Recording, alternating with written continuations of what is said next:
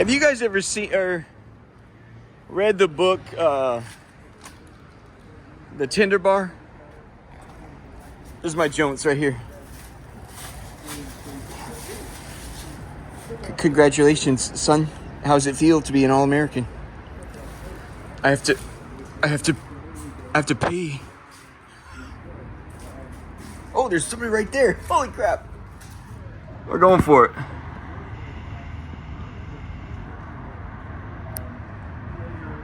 You ever read the book, The Tinder Bar? Obviously, play on words with, it took me a while to figure that out. The bartender, the Tinder Bar. It's a memoir. I never completed it. I rarely start a book and stop, but it just... These are all abandoned buildings. This one has some people in it. This one's abandoned.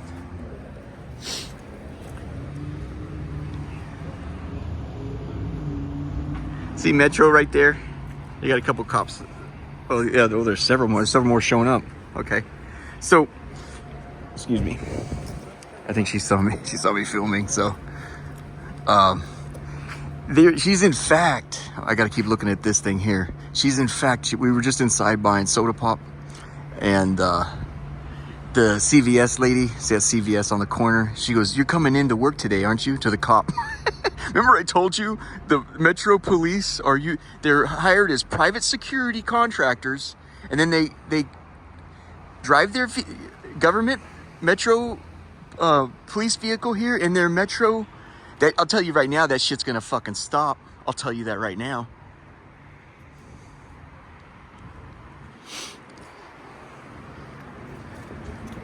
So my thought is, you guys, these are for sale, not exactly for lease. My point is,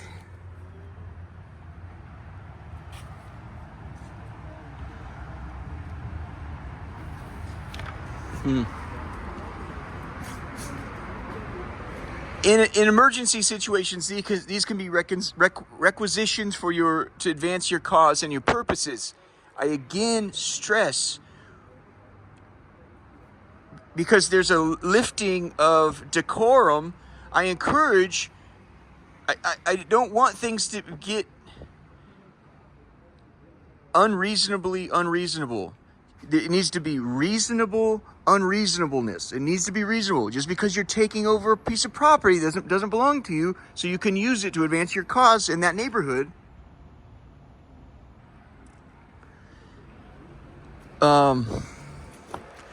Does not mean you treat it like shit. It is owned by a bank. Yeah, the bank can suck your dick, but you need to develop a working relationship with the bank or whoever their representative is. Say, what are your concerns? Because we're going to be here for right now. We're looking at 6 months to achieve our objectives, or a year or 2 years out. Let's talk again in 6 months or whatever. What are you concerned about? Well, there was a mold problem before, and we don't want that mold problem to spread. Can you please apply this anti-mold shit? It's just when the Germans come into France, it's Vichy government. You still have to fucking work together. Just because you're taking over a piece of...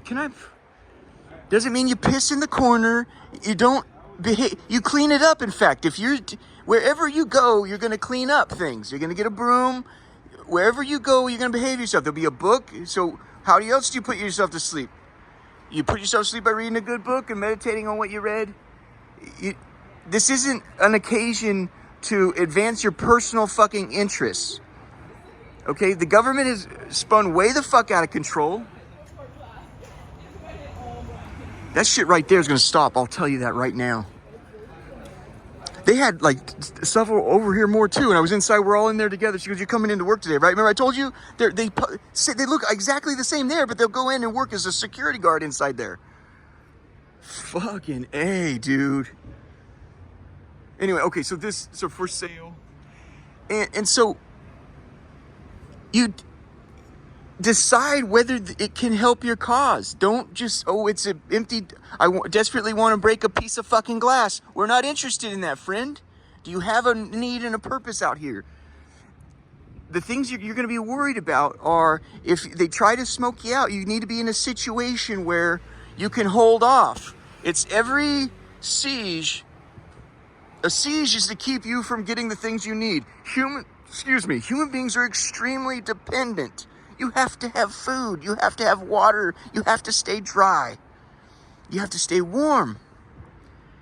You need a place to poo and a place to pee. You need a reminder from your mother or your grandfather, I love you. Keep up the hard work. Remember your reasons for doing this, or whatever it is. We're very dependent creatures. The point is, in a case where they will try to like Fallujah, they put out serpentine wire so nobody can get in and out. The main purpose of that is not so people can't get out. Thank you, that felt better. But to keep supplies from going in. You want to be able to hold out. That'll keep people from the government, the federales, from encircling you. If they are certain you already are aware that that's coming, that you have 55-gallon drums of water and grain in there and shit like that, and bullets, that's how you live to see. So they can go on apparently forever. So that's how it doesn't happen. You need to be aware. That is what. Excuse me. Stand by. It's an ear hustle right there. I need to move. Hold on. Well, he just turned back, right? It's cool. I don't have anything against this guy. We're good.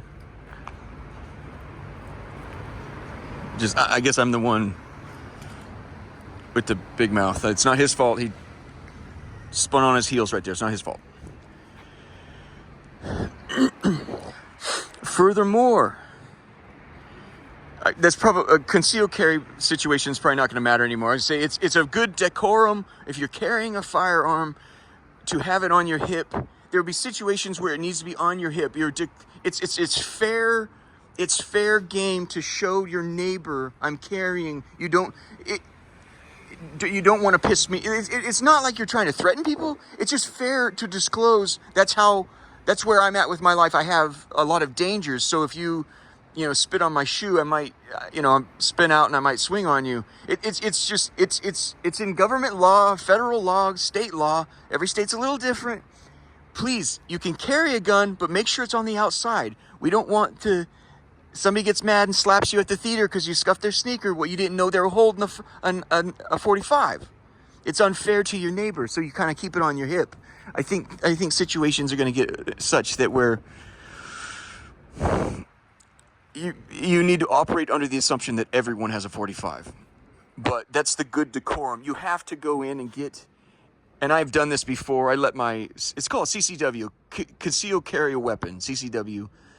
You go in, you get your fingerprints, this and that, and you have a right to, you go through a class and everything, firearms training. You have a right to carry it, to conceal it under your pant leg, or under your waist, or under your arm, or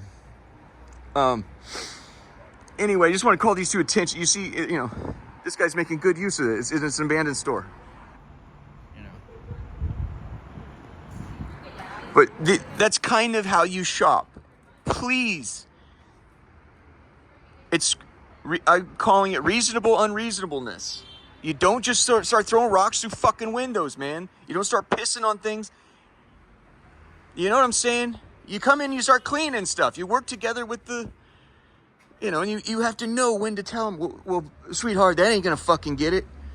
We have an objective here. We will not meet until, I can tell you right now, till 6, 7, 8 months or whatever it is. So, yeah, rethink your thinking right now, asshole. Otherwise, this is gonna be a long fucking night. I'm willing to work with you, And also, and by the way, do you have keys for the place? So I don't have to keep breaking,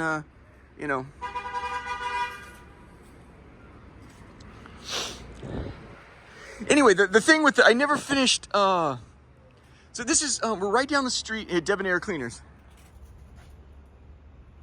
We're right down the street from. So that was the bus tailing off the officers.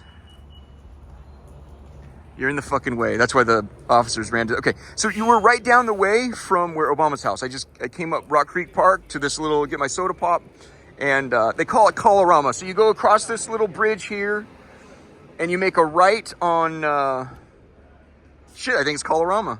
This will be. Anyway, that's Woodley Park Zoo. just give you a sense of where we're at. And the other thing, what I would say, like the guy who wrote The Tender Bar, he's got a really sweet personality. And it's just, the thing about him, I've never seen the movie. I think Ben Affleck plays him in the movie, or his uncle.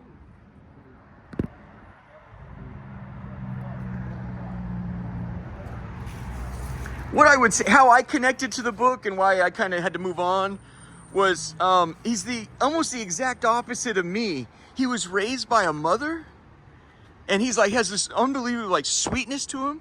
So much so that like really good authors ask for his help. Like, Phil Knight, who owns Nike, said, can you help me write my book? He's that good with like a memoir. He really good at like, smallness is a beauty, or I don't know how to describe it, but he helps him write. Phil Knight's book was called Shoe Dog. You know, it's like it's a real humble approach to life. You know, McIntyre, the tennis guy, he wrote helped write his biography. He called it Open, with this like really beautiful open face. My life was almost like the exact opposite of the man who wrote that, The Tender Bar, his memoir. He talks about being raised by his sweet mother, and it gave rise to like this wonderful personality out of him. But he finally finds his uncle who treats him like a man and takes him gambling and shit like that. And so it's like his discovery of going to the beach and surfing with his, you know, whatever it was. And the whole time I kept thinking about his experience, his exact opposite of mine. I was raised by a dad who took me to Vegas. Like I said, my first jackpot in Vegas, I was 6 years old. There ain't a single lie about that story. In 1984, I was 6 years old, playing the slots. I hit a $100 jackpot. Thing goes off. Woo, woo, woo. That was my life. Shooting guns, gambling, taking a swig of beer, and then him, you know, somewhat hypocritically trying to stress the values of Jesus Christ, which strangely he did really, really well, but it would create a great deal of, you know, zigging and zagging in my life. But the Tender Bar, the guy that wrote that, he was raised by this sweet woman who he connected with, obviously, and he was always in search of a man in his life to be a good father and teach him manly stuff. He loved to say, you know, like the gambling talk, you know, 10 times that, it'll be 50 times, you know, I don't remember the language, but he loved doing that. It's exact opposite for me. It's like I was raised by uncles and fathers and grandfathers that were just like that, gambling and rowdy. Let's go surfing, let's party, let's jump on hey, grab that tractor, jump on the tractor, and I need you to move the car. It was a feminine presence in my life that I never had. And so it's like, I don't know, you could almost, I don't want to say it'd be an alter ego, because I don't know exactly what an alter ego is, but,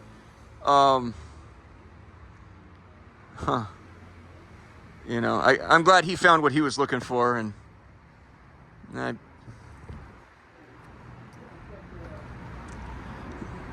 looking forward to finding things that I'm looking forward to, and I wish everyone well.